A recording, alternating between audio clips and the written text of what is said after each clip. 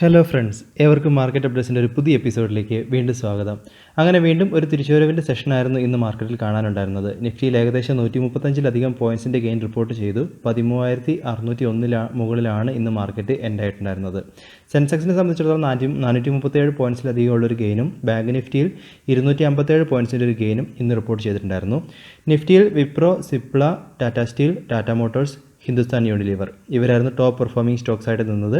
അതുപോലെ തന്നെ sector wise നോക്കിക്കഴിഞ്ഞാൽ റിയാലിറ്റി, മെറ്റൽ, തുടർന്ന് IT ഇവർ ആയിരുന്നു ഏറ്റവും കൂടുതൽ പെർഫോമിംഗ് ആയിട്ട് നിന്നിട്ടുണ്ടായിരുന്നത്. ഇന്നത്തെ ഒരു മാർക്കറ്റിൻ്റെ ഒരു ബോർഡർ ഇൻഡീസസ് നോക്കുകയാണെങ്കിൽ മിഡ് ക്യാപ്പും സ്മോൾ ക്യാപ്പും ആയിരുന്നു നല്ല ഔട്ട് പെർഫോമിംഗ് ആയിട്ട് നിന്നിട്ടുണ്ടായിരുന്നത്. ഇനി നമ്മൾ നിഫ്റ്റിയുടെ ഡെയിലി ചാർട്ടിലേക്ക് വരികയാണെങ്കിൽ നമ്മൾ കഴിഞ്ഞ ദിവസം ഒരു ഹാമറിൻ്റെ പോലത്തെ ഒരു പാറ്റേൺ ഫോർമേഷൻ പറഞ്ഞു. അതിനുശേഷം വീണ്ടും ഒരു ട്രെൻഡ് റിവേഴ്സലിൻ്റെ ഒരു അപ് ട്രെൻഡിൻ്റെ ഒരു കൺഫർമേഷനാണ് ഇന്നത്തെ പാറ്റേൺ നമുക്ക് തന്നിരിക്കുന്നത്. വീണ്ടും ഒരു ബുള്ളിഷ് ക്യാൻഡിൽ പ്ലോട്ട് ആയിട്ടുണ്ട്. അതുമാത്രമല്ല, നമ്മൾ ഇതിനു മുമ്പ് പറഞ്ഞ ഒരു റെസിസ്റ്റൻസ് ലെവൽ 13,550 റേഞ്ചിലുള്ള ഒരു റെസിസ്റ്റൻസ് ലെവലിനെയൊക്കെ ബ്രേക്ക് ചെയ്തിട്ടാണ് ഇന്ന് നിഫ്റ്റി എൻഡ് ആയിരിക്കുന്നത്. അതുകൊണ്ട് തന്നെ നിഫ്റ്റിയെ സംബന്ധിച്ചിടത്തോളം ഒരു ബുള്ളിഷ് ട്രെൻഡ് തുടരാനുള്ളൊരു സാധ്യതകൾ നമുക്ക് പ്രതീക്ഷിക്കാം. അപ്പോൾ ഒരു 13,500 മുകളിൽ വരും ദിവസങ്ങളിൽ മാർക്കറ്റിനെ ഹോൾഡ് ചെയ്യാൻ സാധിക്കുകയാണ് എങ്കിൽ നമ്മൾക്ക് 13,780, 13,800 വരെയുള്ള റാലികൾ നമ്മൾക്ക് വരും ദിവസങ്ങളിൽ മാർക്കറ്റിൽ പ്രതീക്ഷിക്കാം. അതുപോലെ തന്നെ ഓപ്ഷൻ ഡാറ്റകൾ നോക്കിക്കഴിഞ്ഞാലും അതിലും നമ്മൾക്ക് ഒരു അപ് ട്രെൻഡിനുള്ള സാധ്യതകൾ നമുക്ക് തെളിഞ്ഞു വരുന്നുണ്ട്. ഇനി അതേപോലെ തന്നെ ബാങ്ക് നിഫ്റ്റിൻ്റെ ചാർട്ടിലേക്ക് വരികയാണെങ്കിൽ നിഫ്റ്റി മാത്രമല്ല, ബാങ്ക് നിഫ്റ്റി തന്നെ രണ്ടും നോക്കിക്കഴിഞ്ഞാലും ഓരോ ഡിപ്പ് ഇങ്ങനത്തെ ഒരു കറക്ഷൻ വരുമ്പോഴും ബൈയിങ് നടക്കുന്നതായിട്ടാണ് ചാർട്ടിൽ നോക്കിക്കഴിയുമ്പോൾ കാണാനായിട്ട് സാധിക്കുന്നത്. ബാങ്ക് നിഫ്റ്റിയിൽ ഇന്നത്തെ ഒരു dragon fly doji pattern formation ആയിരുന്നു. അതേ തുടർന്ന് വീണ്ടും ഇന്ന് നല്ലൊരു ബുള്ളിഷ് ക്യാൻഡിൽ ബാങ്ക് നിഫ്റ്റിയിലും പ്ലോട്ട് ആയിട്ടുണ്ട്. അപ്പോൾ നോക്കിക്കഴിഞ്ഞാൽ ഒരു ഡ്രാഗൺ ഫ്ലൈ സിമ്പിൾ കണ്ടു കഴിഞ്ഞാൽ തന്നെ ഓരോ ഡിപ്പ് വരുമ്പോഴും അവിടെ നല്ലൊരു ബൈയിങ് വരുന്നു എന്ന രീതിയിലാണ്, ഓരോ കറക്ഷൻ വരുമ്പോഴും ബൈയിങ് വരുന്നു എന്ന രീതിയിലാണ് ഈ ഒരു പാറ്റേൺ സൂചിപ്പിക്കുന്നത്. അപ്പോൾ ബാങ്ക് നിഫ്റ്റിയെ സംബന്ധിച്ചിടത്തോളം പറയാനാണെങ്കിൽ വരും ദിവസങ്ങളിൽ ഏകദേശം ഈ ഒരു 29,800, 600 മുകളിലൊക്കെ നമുക്ക് ഹോൾഡ് ചെയ്യാൻ സാധിക്കുകയാണ് എങ്കിൽ ബാങ്ക് നിഫ്റ്റിയെ സംബന്ധിച്ചിടത്തോളം അടുത്തൊരു റാലി ഏകദേശം 30,500 വരെയുള്ള ഒരു റാലിക്കൊക്കെ ഉള്ള സാധ്യതകൾ നമ്മൾക്ക് ബാങ്ക് നിഫ്റ്റിയിലും പ്രതീക്ഷിക്കാം. ഇനി അടുത്തതായിട്ട് നമ്മൾ ഇന്നത്തെ ഒരു ഗ്ലോബൽ മാർക്കറ്റ് കണ്ടീഷൻസിലേക്ക് വരികയാണെങ്കിൽ US മാർക്കറ്റിനെ സംബന്ധിച്ചിടത്തോളം ഇന്ന് US ഫീച്ചേഴ്സ് എല്ലാം ഒരു ചെറിയൊരു പോസിറ്റീവ് മൂഡിലാണ് പോയിക്കൊണ്ടിരിക്കുന്നത്. അതുപോലെ തന്നെ യൂറോപ്യൻ മാർക്കറ്റുകൾ നോക്കിക്കഴിഞ്ഞാൽ ഒരു മിക്സഡ് ട്രെൻഡ് കണ്ടുവരുന്നു. FTSE ബോർഡറിലാണ് ട്രേഡ് ആയിക്കൊണ്ടിരിക്കുന്നത്. ഏഷ്യൻ മാർക്കറ്റ് വരുമ്പോഴും മിക്സഡ് ട്രെൻഡാണ്. SGX നിഫ്റ്റി 10 പോയിൻറ്റ്സ് ഡൗണിൽ ട്രേഡ് ആയിക്കൊണ്ടിരിക്കുന്നു. ഗോൾഡിൻ്റെ പ്രൈസിൽ ഇന്നൊരു കുറവ് വന്നിട്ടുണ്ട്. ഇനി അതുപോലെ തന്നെ രൂപയുടെ മൂല്യത്തിലും ഒരു മോഡസ്റ്റ് ആയിട്ടുള്ള ഒരു ഗെയിൻ ഡോളറിന് അഗെയിൻസ്റ്റ് ആയിട്ട് വന്നിട്ടുണ്ടായിരുന്നു. ഇത് മാർക്കറ്റിന് ചെറിയൊരു രീതിയിൽ ഒരു ഗുണം ചെയ്തു എന്ന് നമുക്ക് പറയാം. അതുപോലെ തന്നെ ഇൻസ്റ്റിറ്റ്യൂഷൻ ആക്ടിവിറ്റി ശ്രദ്ധിച്ചു കഴിഞ്ഞാൽ FIIൻ്റെ ഭാഗത്തു നിന്ന് 536 കോടിയുടെ ഒരു നെറ്റ് ഇൻവെസ്റ്റ്മെൻറ്റ് ക്യാഷ് മാർക്കറ്റിൽ വന്നിട്ടുണ്ട്. പാർട്ടിസിപ്പേഷൻ കുറവാണെങ്കിലും നെറ്റ് ബൈയിങ് ആണ് എന്നത് നമുക്കൊരു ആത്മവിശ്വാസം പകരുന്ന അല്ലെങ്കിൽ ഒരു സന്തോഷകരമായ ഒരു വാർത്തയായിട്ട് നമുക്ക് പ്രതീക്ഷിക്കാം. ഡൊമസ്റ്റിക് ഇൻസ്റ്റിറ്റ്യൂഷൻ വിത്ഡ്രോവൽ തുടരുകയും ചെയ്യുന്നു. അപ്പോൾ ഇപ്പോഴത്തെ ഒരു സാഹചര്യങ്ങൾ നോക്കിക്കഴിഞ്ഞാൽ എല്ലാം തന്നെ ഒരു മിക്സറായിട്ടുള്ളൊരു ട്രെൻഡാണ് മാർക്കറ്റിനെ സൂചിപ്പിക്കുന്നത്. ഇൻസ്റ്റിറ്റ്യൂഷൻസ് പോസിറ്റീവായിട്ട് നിലനിൽക്കുന്നു. അതുപോലെ തന്നെ ഗ്ലോബൽ മാർക്കറ്റ് കണ്ടീഷൻസ് ഒരു മിക്സഡ് ട്രെൻഡിനെ സൂചിപ്പിക്കുന്നുമുണ്ട്. എന്നിരുന്നാലും രാവിലെ SGX നിഫ്റ്റിയും കൂടി ഒന്ന് ട്രാക്ക് ചെയ്യുക. അപ്പോൾ നമുക്ക് ഏകദേശം ഇന്ത്യൻ മാർക്കറ്റിൻ്റെ ഒരു നാളത്തെ ഒരു ട്രെൻഡ് അല്ലെങ്കിൽ ഒരു മൂഡ് നമുക്ക് ഐഡൻറ്റിഫൈ ചെയ്യാൻ സാധിക്കുന്നതാണ് അതിൽ നിന്നും. ഇനി അടുത്തായിട്ട് സ്റ്റോക്കുകളെക്കുറിച്ച് സംസാരിക്കാനാണെങ്കിൽ മിക്ക സ്റ്റോക്കുകളിൽ തന്നെ ഒരു ഡോജി അല്ലെങ്കിൽ ഒരു സപ്പോർട്ടിനൊക്കെ ശേഷം ഒരു ബുള്ളിഷ് റിവേഴ്സലാണ് മിക്ക സ്റ്റോക്കുകളിലും കാണിച്ചുകൊണ്ടിരിക്കുന്നത്. അതിൽ തന്നെ കുറച്ച് സ്റ്റോക്കുകൾ എടുത്തു കഴിഞ്ഞാൽ ഹാവൽസിൽ വീണ്ടും ഒരു ബുള്ളിഷ് റിവേഴ്സൽ കൺഫർമേഷൻ ആയിട്ടുണ്ട്. അപ്പോൾ നമുക്ക് അടുത്തൊരു റാലി 925, 926 വരെയുള്ള റാലിക്കുള്ള സാധ്യതകൾ നിലനിൽക്കുന്നു. അപ്പോൾ ഇതിൽ നിന്നൊരു ബ്രേക്കൗട്ടുകൾ ഏകദേശം 897 മുകളിലൊക്കെ ബ്രേക്കൗട്ടുകൾ നടന്നു കഴിഞ്ഞാൽ ഹാവൽസിൽ നമുക്ക് ഒരു എൻട്രികൾ പ്രതീക്ഷിക്കാം. അതുപോലെ തന്നെ ദീപക് നൈട്രേറ്റ് നോക്കിക്കഴിഞ്ഞാലും അവിടെയും ഒരു ബുള്ളിഷ് റിവേഴ്സൽസ് ആണ് കാണുന്നത്. ബ്രേക്കൗട്ടുകൾക്ക് വേണ്ടി വാച്ച് ചെയ്യുക. ഇനി അതുപോലെ തന്നെ UPL അടുത്തതായിട്ട് പറയാനാണെങ്കിൽ UPLലും നമ്മൾക്കൊരു ഹാമർ ഫോർമേഷന് ശേഷം വീണ്ടും ഒരു ബുള്ളിഷ് ക്യാൻഡിൽ പ്ലോട്ട് ആയിട്ടുണ്ട്. അപ്പോൾ UPLലും നിങ്ങളുടെ അനാലിസിസിലേക്ക് ഒന്ന് വെക്കുന്നത് നല്ലതായിരിക്കും. ഇനി അതുപോലെ തന്നെ ITCയെ സംബന്ധിച്ചിടത്തോളം ഒരു ഡോജി ഫോർമേഷൻ ആയിരുന്നു. ഡോജി ഫോർമേഷന് ശേഷം വീണ്ടും ഒരു ബുള്ളിഷ് ക്യാൻഡിൽ പ്ലോട്ട് ആയിട്ടുണ്ട്. അപ്പോൾ നമുക്ക് ഏകദേശം 208 മുകളിൽ ഒരു ഓപ്പണിംഗ് കിട്ടുകയാണെങ്കിൽ നമ്മൾക്ക് ഒരു 215, 216 വരെയുള്ള റാലികൾക്കുള്ള സാധ്യതകൾ പ്രതീക്ഷിക്കാം. അതുപോലെ തന്നെ ടാറ്റ കൺസ്യൂമേഴ്സും ഒന്ന് ട്രാക്ക് ചെയ്യുക. ടാറ്റ കൺസ്യൂമേഴ്സിലും നല്ലൊരു ബുള്ളിഷ് ബ്രേക്കൗട്ടുകളാണ് നടന്നിരിക്കുന്നത്. അപ്പം പ്രീവിയസ് ഹൈയിൽ നിന്നുള്ളൊരു ബ്രേക്കൗട്ടുകൾ ടാറ്റ കൺസ്യൂമേഴ്സിൽ നടന്നിട്ടുണ്ട്. അപ്പോൾ നമുക്ക് ഒരുപക്ഷെ ഒരു ട്രേഡിങ്ങിനുള്ളൊരു ഓപ്പർച്യൂണിറ്റി നാളത്തെ ഈ ഒരു സ്റ്റോക്കിൽ തീർച്ചയായിട്ടും കാണും. അപ്പോൾ ബ്രേക്കൗട്ടുകൾ നടക്കുന്ന പക്ഷം നമ്മൾക്ക് ഒരു എൻട്രികൾ കൊടുക്കാൻ ആലോചിക്കാവുന്നതാണ്. അതുപോലെ തന്നെ ബയോകോണിലേക്ക് നോക്കിക്കഴിഞ്ഞാൽ ബയോകോണിലും ഒരു ബ്രേക്കൗട്ടുകൾ നടന്നിരിക്കുന്നു. പ്രീവിയസ് ഹൈയിൽ നിന്നുള്ള ബ്രേക്കൗട്ടുകളാണ്. അപ്പോൾ നാളത്തേക്ക് ഒരു ട്രേഡിംഗ് പോസിബിലിറ്റി ഒരു പക്ഷേ ഈ ഒരു സ്റ്റോക്കിലും നമ്മൾക്ക് പ്രതീക്ഷിക്കാം.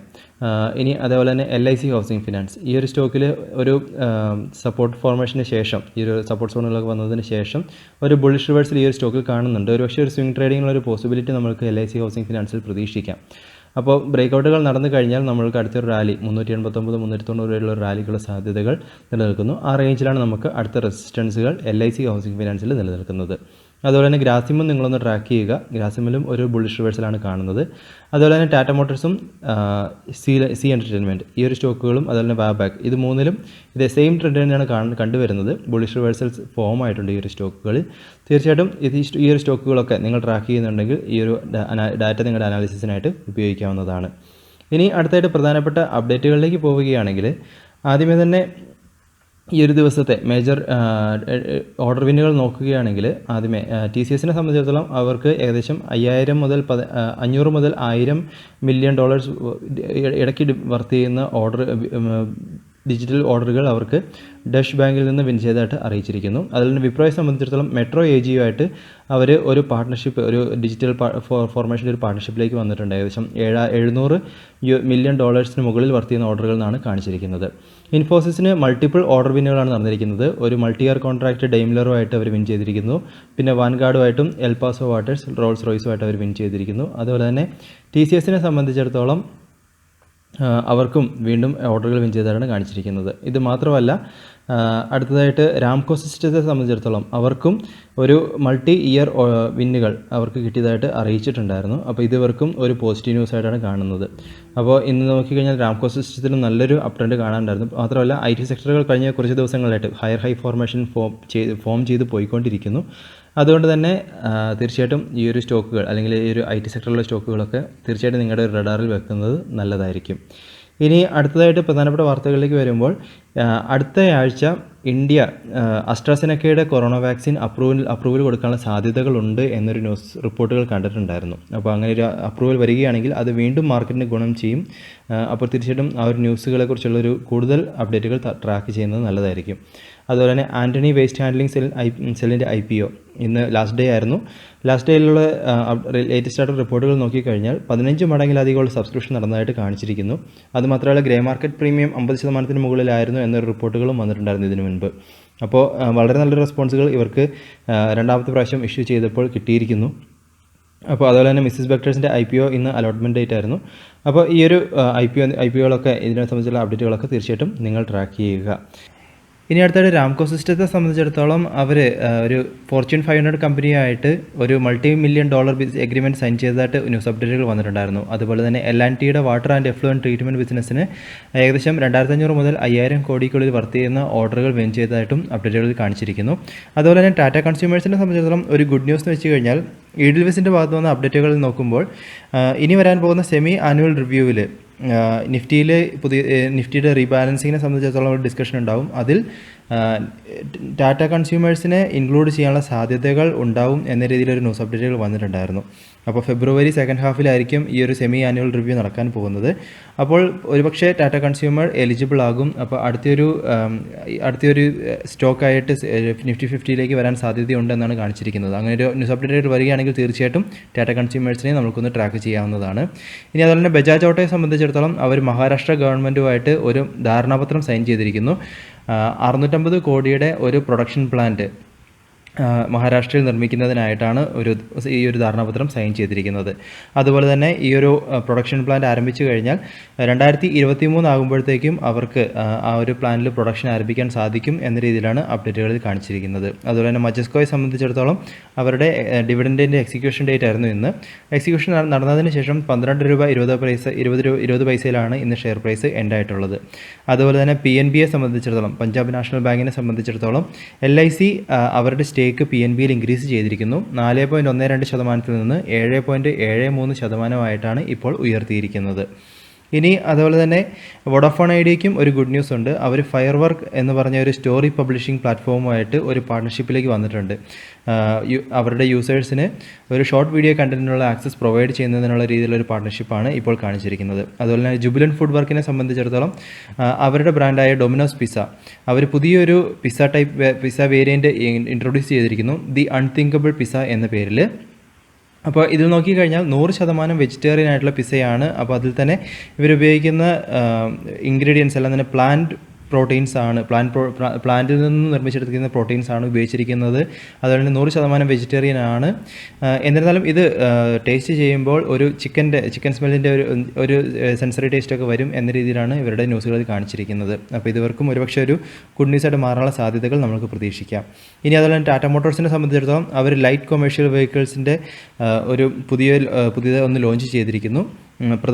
കൂടുതലായിട്ടും അർബൻ ട്രാൻസ്പോർട്ടേഷന് വേണ്ടിയിട്ട് ഗുണകരമാകുന്ന രീതിയിലുള്ള ഒരു LCV വെഹിക്കിളാണ് എന്ന രീതിയിലാണ് അപ്ഡേറ്റുകളിൽ കാണിച്ചിരിക്കുന്നത്. അതുപോലെ തന്നെ ദിലീപ് ബിൽക്കോണിനെ സംബന്ധിച്ചിടത്തോളം അവർ രാജസ്ഥാനിൽ ഏകദേശം 1,001 കോടി വർത്ത് ചെയ്യുന്ന പ്രൊജക്റ്റുകൾക്കുള്ള ഒരു എഗ്രിമെൻറ്റ് സൈൻ ചെയ്തതായിട്ടും കാണിച്ചിരിക്കുന്നു. അതുപോലെ തന്നെ വണ്ടർലയെ സംബന്ധിച്ചിടത്തോളം അവർക്കും ഒരു ഗുഡ് ന്യൂസ് ഉണ്ട്. ഈ ഒരു ഹോളിഡേ സീസൺ ആയതുകൊണ്ട്, ഇപ്പം നമ്മൾ ക്രിസ്മസ് വെക്കേഷനൊക്കെ ആരംഭിച്ചതുകൊണ്ട് അവർ ബാംഗ്ലൂരിലുള്ള അവരുടെ പാർക്കിലും റിസോർട്ടിലെല്ലാം തന്നെ ജനുവരി 3-ാം തീയതി വരെ എല്ലാ ദിവസവും ഓപ്പൺ ആയിരിക്കും എന്ന രീതിയിലാണ് അപ്ഡേറ്റുകൾ കാണിച്ചിരിക്കുന്നത്. ഇപ്പോഴത്തെ ഒരു സാഹചര്യം നോക്കിക്കഴിഞ്ഞാൽ ആഴ്ചയിൽ 3 ദിവസമാണ് ഇവർ ഓപ്പൺ ആയിട്ടുള്ളത്. അപ്പോൾ ജനുവരി 3 വരെ എല്ലാ ദിവസവും ഓപ്പൺ ആവുകയും അതേ തുടർന്ന് ആഴ്ചയിൽ 4 ദിവസം ഓപ്പൺ ആകും എന്ന രീതിയിലാണ് അവരുടെ അനൗൺസ്മെൻറ്റുകളിൽ പറഞ്ഞിരിക്കുന്നത്. അപ്പോൾ ഇത് ഇവർക്കും ഒരു പോസിറ്റീവ് ന്യൂസ് ആയിട്ട് പ്രതീക്ഷിക്കുന്നു. അപ്പോൾ ഈ ഒരു ഡാറ്റകളൊക്കെ നിങ്ങൾ തീർച്ചയായിട്ടും നിങ്ങളുടെ അനാലിസിസിനായിട്ട് ഉപയോഗിക്കുക. അതുപോലെ പറഞ്ഞ സ്റ്റോക്കുകളും നിങ്ങളുടെ ഭാഗത്ത് നിന്ന് അനാലിസിസ് നടത്തിയതിന് ശേഷം മാത്രം എൻട്രികൾ കൊടുക്കുന്നതിനെക്കുറിച്ച് ആലോചിക്കുക. അതുപോലെ തന്നെ നിങ്ങൾ കണ്ടെത്തുന്ന കാര്യങ്ങളും നിങ്ങൾ അനാലിസിസിലൂടെ നിങ്ങൾക്ക് തോന്നുന്ന കാര്യങ്ങളൊക്കെ തീർച്ചയായിട്ടും കമൻറ്റ് വഴിയായിട്ടൊക്കെ ഷെയർ ചെയ്യുക. പുതിയ അപ്ഡേറ്റ്സായിട്ട് നമുക്ക് വീണ്ടും കാണാം. അതുവരെ this is Tony signing off.